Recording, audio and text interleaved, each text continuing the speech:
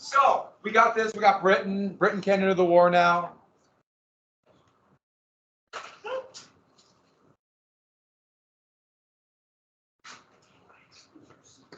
We got Burnside. Yeah. Just soak him in. He did not want to be commander. When Lincoln fired McClellan, he did it in the middle of the night. Because he's where McClellan would march on Washington, D.C. and make it a dictator. There's lots of things about McClellan, but that was not McClellan. We are not done with McClellan. So, Burnside is now the new general, commander of the Army of the Potomac, the most important army in the United States. And he knows he's picked for one very important reason, to draw maps. No, he is picked because he has to attack. He knows he has to be aggressive. He just knows it. So Winter normally didn't want to campaign, but that's out the window now. And so here's up here Sharpsburg. Lincoln retreated into Virginia. Here's Washington. Down here is Richmond. So this is Virginia. Burnside took command up here, followed him to here. Burnside came up with a good plan. In November of 1862, here's the Rappahannock River. And I know exactly what you're thinking. Rappahannock? What a great name for a child, right? We already have Chapultepec, Little Ticonderoga. Where's Rappahannock? You're not, write this down. Okay. What his plan was this. Steal a march on Grant. Did I say Grant? Steal a march on Lee. And then have engineers and pontoon bridges, which are floating bridges, meet them right here, quick build bridges, get behind Lee, get in between Lee's army and Richmond. It's a good plan. And for Burnside, it's an amazing plan. So it almost worked. The middle of November, they marched to Fredericksburg and beat Lee. Lee's forces were still there. There's nobody defending Fredericksburg, just a wide river. The problem is the bridges weren't there. The engineers were still back in Washington, D.C., screw-ups in Washington, D.C. It took them over 3 weeks to get there. And by then, Lee had got there. There are hills all the way around Fredericksburg. They dug elaborate trenches, a fortification. Plan won't work. Burnside didn't know what else to do, so they did it anyways, with Lee ready. And this would become one of, if not the most infamous battles of the Civil War, the Battle of Fredericksburg. Now the key day is December 13, 1862. So it's cold, you figure, 30s, get below freezing at night, slightly above, pretty rugged weather. Here are them floating pontoons across. It's a floating bridge, a pontoon bridge. And they shelled the town of Fredericksburg and it did catch fire. They took Fredericksburg, but the Confederates are waiting for them on the hills behind it. And this is a really cool place to go. The national park there is great. The Confederate trenches are still there. And George Washington and James Monroe were both born there. So this is a really famous town. It's a cool place. Really good restaurants. So once back, everything goes back to food to me. And here are Confederate or Union soldiers advancing to Richmond, waiting to attack over there. That's in December 12th. And here's the Confederate lines. Trenches all the way up here. And there's pretty big hills called Mary Heights. Confederate artillery looked right down on any Union attack. Back then, between the city and the heights was a flat field of a mile. Nothing there. It didn't hardly even a bend in it, just straight, kind of gradual slope up to the Mary's Heights. And so there's no cover at all. Any Union forces would have to line up and march right out in the open across that field. Burnside should have known better, but once again, he knew nothing else to do. And not only that, the trenches, there was a stone wall and another one of those sunken roads. That's the stone wall. That's after 1863. And it's still there. So if you go to the park, the stone wall is still there. And now they open clearings about half a mile.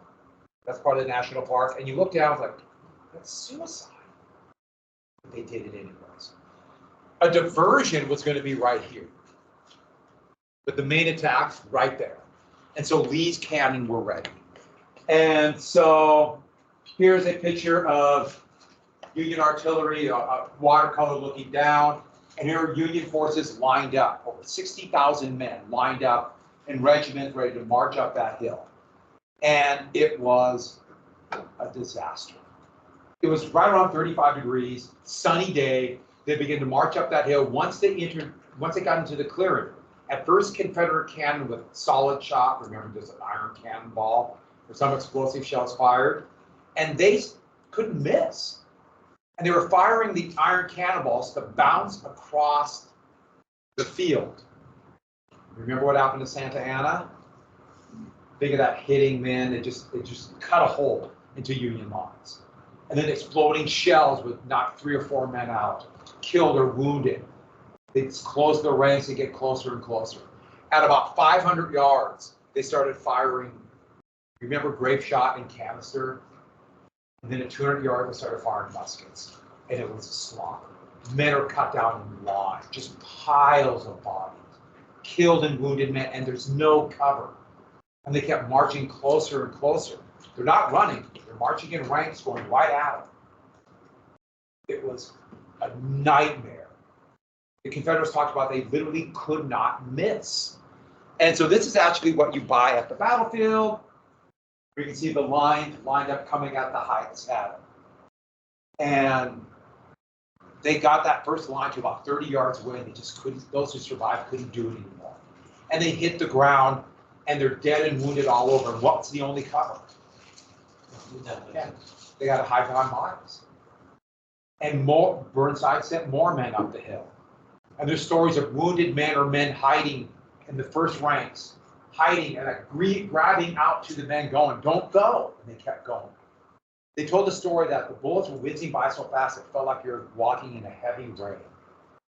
They just had that image of things whizzing by you now, just kind of crouched instinctively, and a reflex. They never got closer than 15 yards. They kept attacking.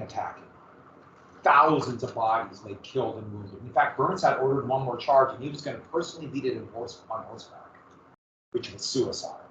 He did not lack courage. He lacked creativity. Ironically, the diversion that on this map would have been right about here broke through. The diversion broke through the Confederate lines, but there's no one to take advantage of that. At the end of the day, almost 13,000 Union soldiers were killed or wounded. 5,000 Confederates. And that night, the bodies, dead and wounded men, just kind of laid out there as it dropped below freezing. And there's stories Confederates talked about. They try to come out and help some of the Union dead, but it's the middle of the night, they can't see them, they heard their cries. There's nothing they could do. And in the morning, an even more macabre sight hit them. Confederates, remember, talked about think about what kind of uniforms they had in the cold. And that morning, there were all these now naked, dead Union soldiers. They came out with their uniforms and clothes because the freezing Confederates needed their coats. And that gives you an idea of just horrible this battle was. For the rest of the war, all you had to say was Fredericksburg. Especially if there's a Union soldier survived that, they just started shaking. And also for the rest of the war, everybody wanted a Fredericksburg of their own. This time, they wanted to be on the side, like the Union, be dug in, and the Confederates attacked them. Fredericksburg, just hell on earth. Burnside was still in command, but as he retreated across the river, the army was in disarray. So they started out the year, looked like they're going to win this thing. The gates of Richmond, and then this. And then Fredericksburg, second Bull Run. Antietam, they didn't lose, but it wasn't a big victory. We're jumping right to here. So 1862, we got to talk very quickly about the Western view. We got just kind of briefly about that. Because while McClellan is advancing on Richmond for the Peninsular Campaign, there's all these fighting on the rivers. Here's Union gunboat, let's see, the Tennessee, and the Confederates made a few gunboats. The Union Army would make a whole river fleet. They called them turtles. I think you can see why. At first wood, but soon ironclads. And the three rivers, the important one, the Mississippi. And then the Tennessee, which wound down through Tennessee, and the Cumberland. And these are like rivers into the Confederacy. When the Confederates looked at this map going in 1862, it's like, how do we defend all this land? I mean, you're Richmond, okay, we defend Richmond. But here, I mean, they try to put forts.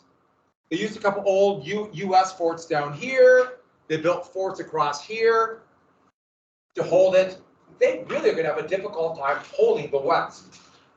And so the Union forces, they try to attack here, here, and here. Well, the Union's doing a blockade. Admiral David Farragut of Virginia, a man from Virginia, stayed loyal to the country, did not become a traitor. That he's going to become one of the most famous admirals in American history. Farragut Square will be named after him in Washington, D.C. There's a lot of these squares in D.C. named after Civil War heroes. There's Farragut. I like this picture. You can see the glass, kind of the negative got a little bit messed up. Okay, so Farragut's on blockade duty, and his blockade are blocking the mouth of the Mississippi River. Well, the easiest way to blockade a harbor like New Orleans is take it. Take the harbor. They'd already taken the harbor at New Bern, and they'd isolated Savannah and Charleston. They had ships off of Mobile, but New Orleans is the most important Confederate town, the biggest, the most important trading town. And so what Farragut decided to do is take his ocean-going vessels and chug up the Mississippi River. There are two old U.S. forts that the Confederates had taken, right about here. The United States built them back in the 1820s. And the thought was, get past these two forts, there's nothing in New Orleans. Now, how do you get past forts? Huh? Right. But the problem if you bombard them, then you're stopped. Actually, you're right, but that's actually what they did. You can't go too fast. They waited at night, and they tunneled under. No, they chugged past at night. They took their anchor chains and wrapped it around their wooden ships for a little additional armor, and they rolled the die and tried it. And the problem is these forts are so low, because if you've ever been down to Louisiana, it is flat as flat can be. It's a swamp. Swamps are flat. The forts are right on the river line. In fact, one of them now is swamp. It's been taken over by the river. The other one is still there, but it's flooded. So they're so low, they have one or two shots. They couldn't stop them. They chugged past, and they made it. Next thing you know, Farragut ships are chugging up the river, and there's panic in New Orleans. There's nothing to stop them. When they got to New Orleans, Farragut basically told the town, when he got there, this is up the Mississippi. Today it's called the French Quarter, but that's where the town was, and basically said, we'll burn the town down, surrender, or surrender. New Orleans surrendered. Yeah, yeah. And New Orleans is back in the United States. That happened just as McClellan is moving up the peninsula. And so we got New Orleans, and we're marching towards Richmond.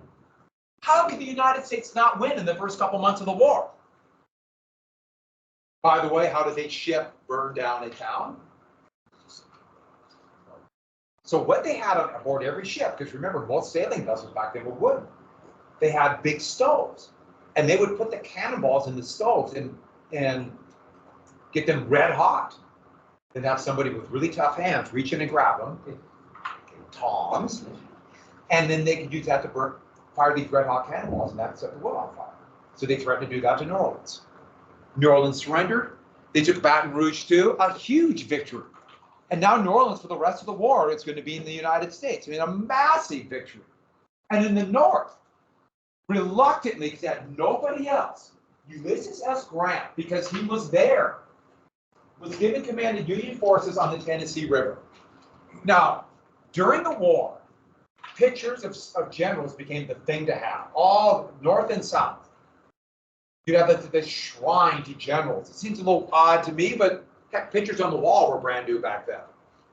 And so they would have these pictures. That's why Burnside was by far the most popular picture. By far.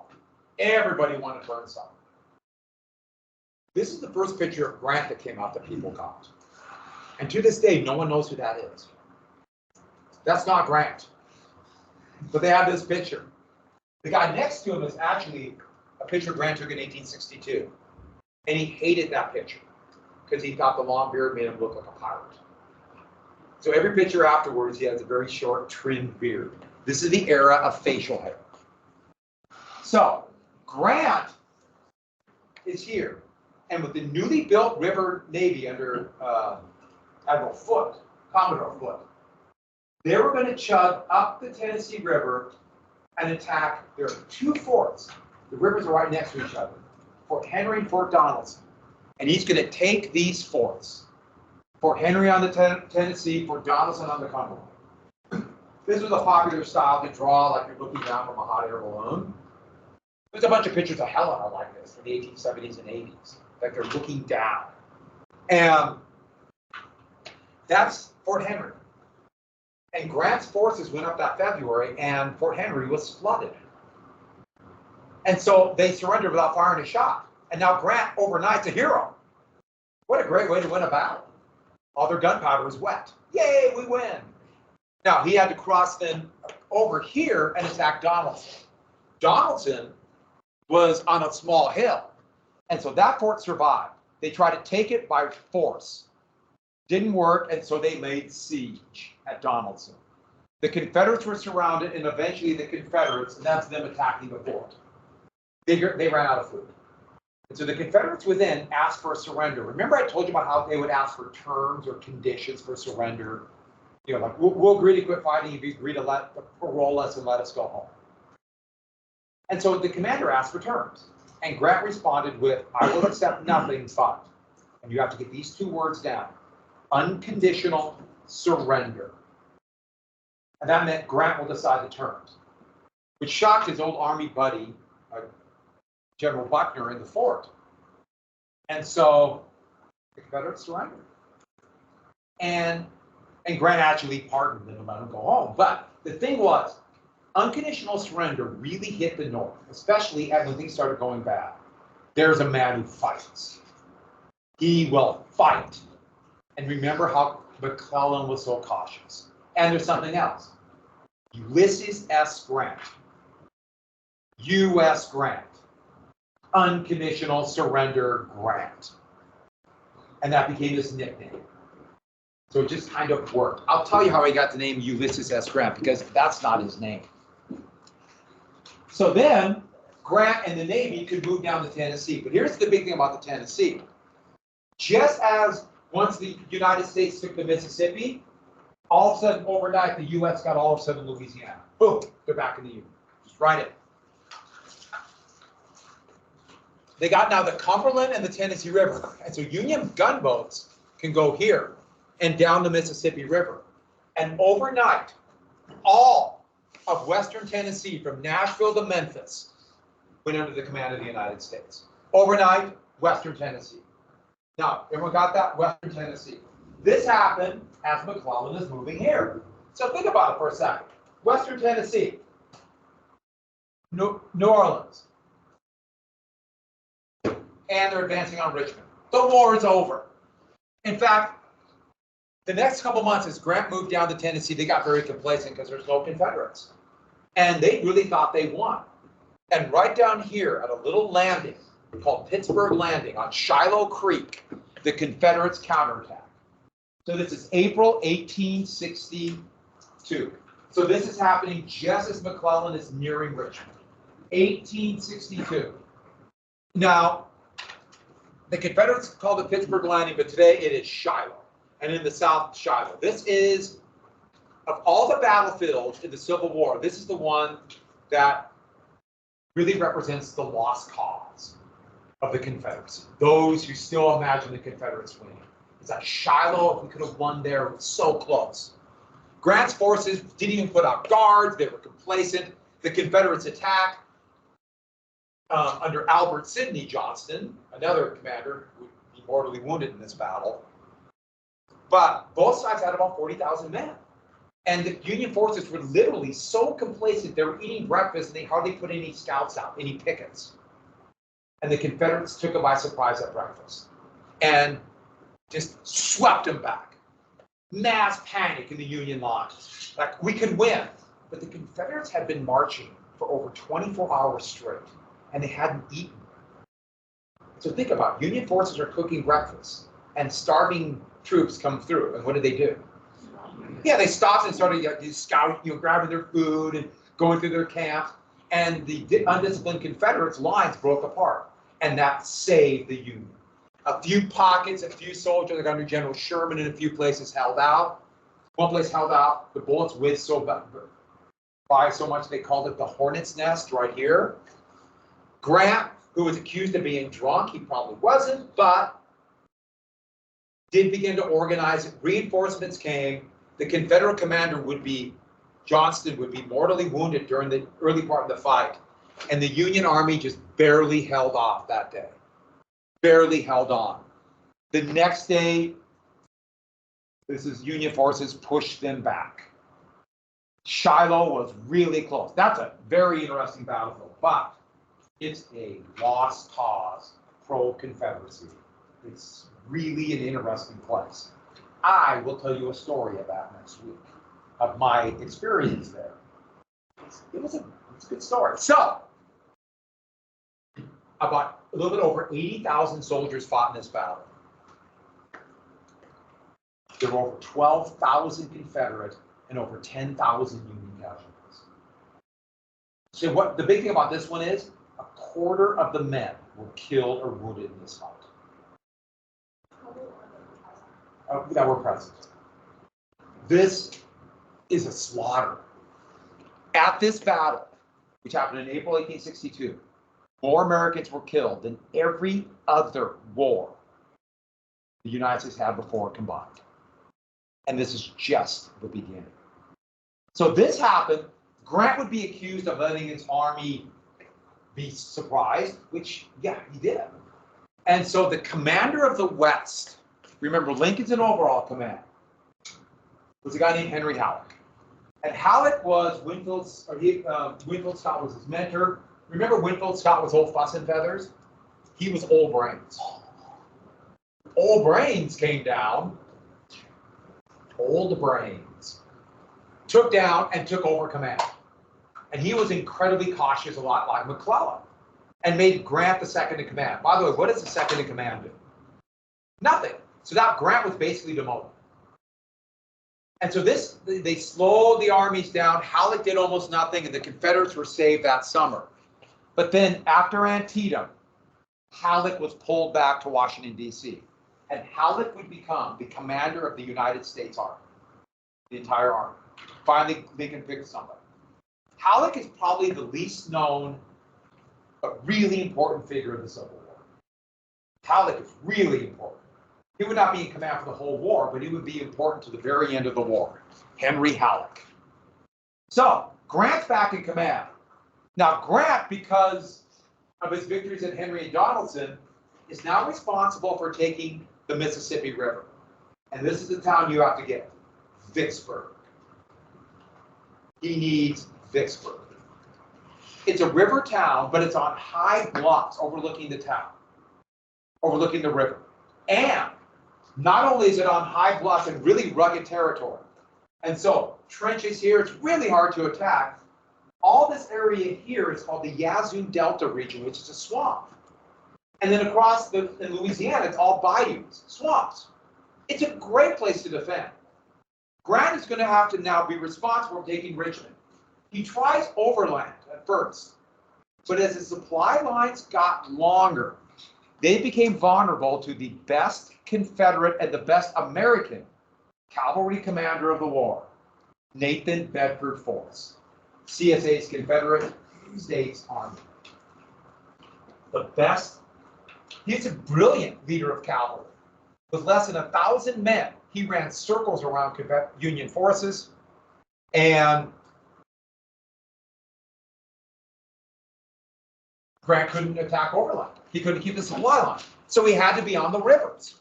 The problem with the rivers is he tried every way around the swamp and couldn't get there. Now we have to know Forrest. Forrest will be a thorn in the side of the United States Army for the rest of the war. After the war, he would, of course, be one of those who were furious at the effects of the war and emancipation, and would become the first Grand Wizard of this group called the Ku Klux Klan. So we'll come back to him. So, still trying to get Vicksburg. They tried everything for months, including one of my favorite things. This is the engineers, U.S. Army Corps of Engineers map from 1863. And this shows how rugged it is around Richmond. The Mississippi River came here and then turned due north and then due south. To see how guns here on the hills could just have plunging fire down on any ship right here. They tried to dig a canal here. Union forces did, all winter. Can you imagine trying to dig in sandy, muddy soil as it's raining? He had 1,000 men and also contrabands digging. Now think about it. Shovel, throw the dirt up. What happens? Slides right back down. 1,000 men in ships were digging, and they got about 3/4 of a mile cold quartz. It's still there. The straight, 100-foot wide, 3/4 of a mile long, just line of water, still there. It's not connected to the river. It's called a root beer. It's still there. It's full of carp. So when I went there, I had to go see it, and there was this boy, must have been about 10 years old, fishing. And I said, "Hey, what you fishing for?" And he just looked at me, carp. He thought he was so cool. And I said, "What you use it for bait?" And he goes, "Corn." It was so funny the way he said, like it was a secret. Corn. Who's eating carp? So, finally, he decided this. During the spring of 1863 now, when the waters began to drop, he had his men march on the Louisiana side and go down here. And then have ships try to sneak by the guns in the middle of the night. A couple ships were sunk, but they made it. It surprised everybody. And now Union gunboats are here. They ferried them across the river, and then they went away from the supply lines. They lived off the land, meaning they stole food from Southern farmers, and advanced to Jackson, the capital of Mississippi, and destroyed the railroad so no one could come in their rear, and then pushed all the forces back to Vicksburg. It was a brilliant campaign. Grant showed that he was brilliant tactically. He is so underrated as a general. I think partially because he had a slight drinking problem. And eventually, they tried to take it by storm and failed, and that would lead to this siege of Vicksburg. And for the next 3 months, all anyone could talk about was the siege of Vicksburg. Vicksburg, Vicksburg, Vicksburg. So now we're going in 1863. By the way, Grant's drinking problem was this. When he was bored, he would go on what's called a bender, meaning he would drink for like 3 days, 5 days, 7 days straight. No sleep, just drink and drink and drink and drink. So it wasn't like you would think an alcoholic had to drink every night. He had a different, obviously serious problem. But like when he was with his wife, he didn't do that. He had a very strong marriage, it was fine. But once he was alone and bored, he would do that. So while this is going on, remember Burnside? Lincoln finally fired Burnside and replaced him with one of the best generals of the war, potentially, Joe Hooker. He was dubbed Fighting Joe Hooker, and he hated that name. And let me get this out of the way right now. They were not named after him.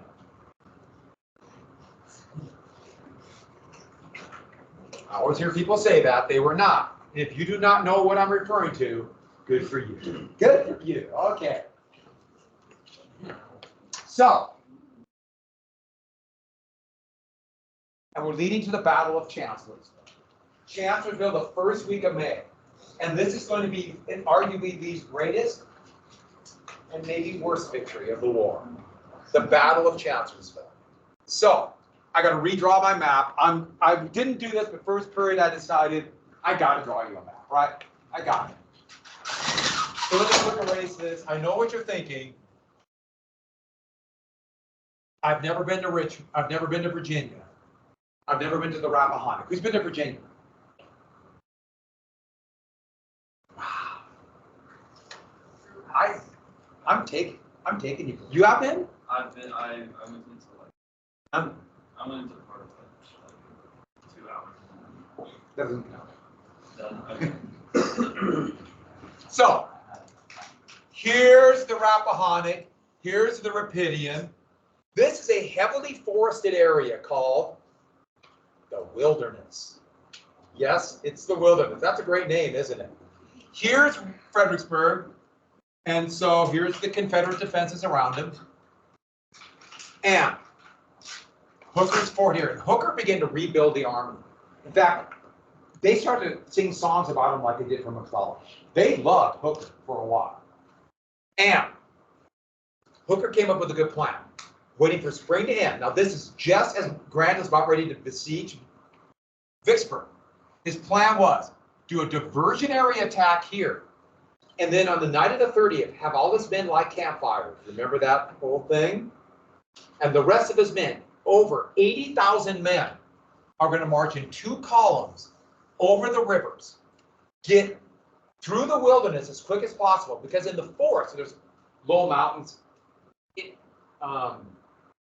really hard to fight. And therefore, Hooker's superiority in number will be taken away. Get out of this and go here, in between Fredericksburg and Richmond, dig trenches, and now have the Confederates attack him, Fredericksburg in reverse. And so, it worked almost. Lee was totally taken by surprise, focused on this. But cavalry pickets saw the Union forces crossing here, and they rode over and told Lee. Now, Lee's army is only about 45,000 men. 15,000 men under James Longstreet, probably his best overall commander, were down in North Carolina foraging for food. That gives you an idea how bad their supply situation was. He had to send over 10,000 men down to get food. So Lee is outnumbered. He thought he had another couple weeks. But Lee does what Lee does.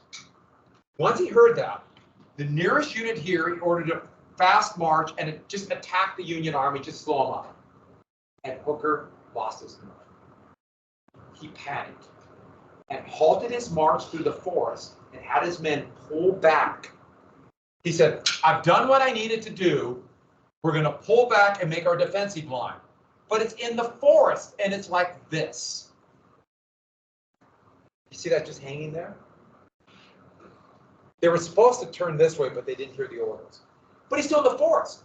So any movement by the Confederates are masked by the trees and the mountains. And so Lee, realizing that Hooker stopped, he's like, I got shot now. And Lee did something really amazing. Lee attacked with everything he could here. And they took almost 20,000 men under Stonewall Jackson on a series of small little roads. They meandered this way to attack right there. And this is on the day of the May, and now we're going to May 3rd. The worst, considered to be the worst troops in the Union Army were here, far away from the Confederates, the 11th Corps. Most of them were immigrants, and because of nativism, they thought that they couldn't fight, which is obviously going to be garbage, but they thought they couldn't fight. And so they put them over there, and here's the thing. They were treated as the worst. And what happens if you treat somebody as dumb and terrible? How do they act? Yeah, you can take them down to the level you expect. Just as you can bring people up by expecting more out of them. So they put them over there, and they knew they're treated the worst. So you can imagine what's happening. There's fighting over here. They can hear it, and they can't see it. They're just here like, we're not going to be part of the glorious victory. Now, they had a name for these immigrants, and it referred to where they're from.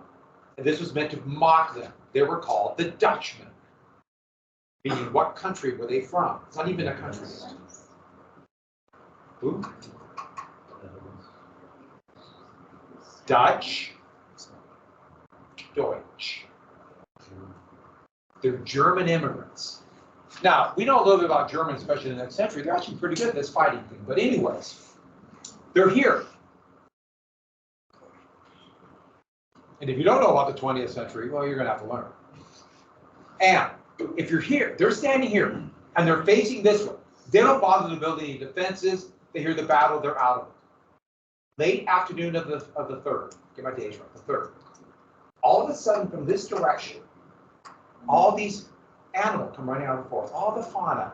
You have deer and rabbit and various animals and land walleye. And these animals come running out of the forest at them. Like, oh, there's animals. And what do? Oh, they're alive. There's a shooting at them. And yes, there are people like that. And then, so they're laughing at this. What's happening? Why are those animals running at them? Confederates are pushing. Yeah, 25,000 Confederates are pushing them all this way. And then all of a sudden their pickets come running out of the forest, full speed. And they just run right past the men. These are the scouts. And they just simply yell, here they come, and they take off running. So I always had this vision of all looking at the same time, and 25,000 Confederates come screaming the rebel yell out of the forest. Out of the gloom, boom, hit them. And what happened to the Union line? Well, you can imagine the German, or the Dutchmen very carefully took, what did they all do? All ran. And when 100 people are running at you, what do? You run with them. You figure whatever they're running from, it must be bad. So the line just disappeared. And it just created a mob here. And at the exact same time, a shell exploded near Hooker's headquarters and he was knocked unconscious. All at the same time. The only thing that saved the Union forces, it got dark. The only thing. And so as Hooker's trying to reestablish his line, Jackson rides out to find the Union flank to attack the next morning. As he's riding back towards Confederate forces, Confederate pickets see him, see a shadowy figure, and open fire just like Phil Carter. And Jackson was hit by his own men right here. Now, do you know the problem of being hit right there? Well, not even the artery, it's the bone. If they nick a bone at this time, just nick it, gangrene would come within 2 days. So that's why they have to amputate immediately if the bone's nicked. Where do you amputate it? It's here. There's not much room. They cut it off as close to the shoulder blade as they could get. And they thought he was going to be okay. But there must have been a splinter into the socket. 2 days later, they could smell it. Gangrene stinks. And he died a few days later. So, maybe not his best, but the most dynamic Confederate general died. Hooker was able to pull his forces back across the river. This is going to be Lee's greatest victory. There's going to be over 29,000 casualties in this fight. 13,000 of them will be Confederate, though. Do you see the problem Lee had? He already lost Jackson. How many victories like that can he win and keep his army? He's going to be reinforced eventually to over 60,000 men, but the Confederates are running out of men. And that leads directly to, look at the universe of battle. Oh. Then we get the map. Pretty good, huh? The wilderness. And let's start the universe of battle. Maybe.